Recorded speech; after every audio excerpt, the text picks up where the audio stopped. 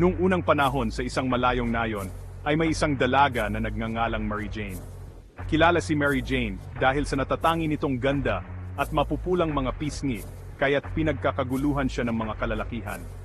Isang araw, pag-uwi ni Mary Jane sa kanilang bahay, nakita niya si Johnny, isa sa kanyang mga manliligaw, na humihingi ng pahintulot sa kanyang mga magulang na manligaw. Masaya naman itong pinayagan ng kanyang mga magulang dahil si Johnny lang ang unang umakyat ng ligaw sa kanila. Kinakailangan lang ni Johnny na patunayan ang sarili at pasyahin si Mary Jane. Kaya naman, masigasig niyang pinagsilbihan ang pamilya ni Mary Jane sa pamamagitan ng dot. Lubos na natuwa ang mga magulang ni Mary Jane, lalo na si Mary Jane na unti-unti nang nahuhulog ang loob kay Johnny.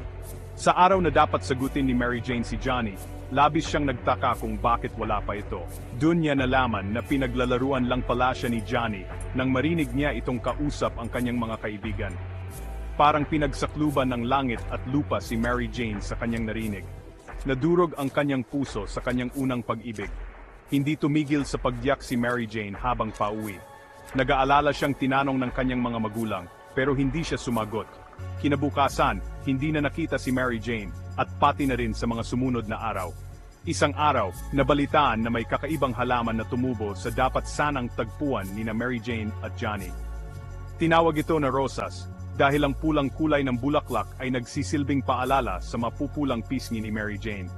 Ang naiba lamang ay ang tinik na napapalibot sa halaman, na pinaniniwalaang si Mary Jane, na nagsasabing wala sinuman ang makakakuha sa magandang bulaklak ng hindi nasasaktan. Aral hindi dapat pinaglalaruan ang puso ng kahit sinuman dahil maari itong magdulot ng puot sa damdamin ng taong nasaktan. Kilalaning mabuti ang taong nais pagalayan ng iyong pag-ibig. Hilingin at ipanalangin sa Diyos na ibigay sa iyo ang tamang lalaki o babae sa tamang panahon. Salamat sa panood. Huwag kalimutang mag-subscribe at i-click ang notification bell para sa iba pang kwento ng pag-ibig at aral ng buhay. Hanggang sa muli.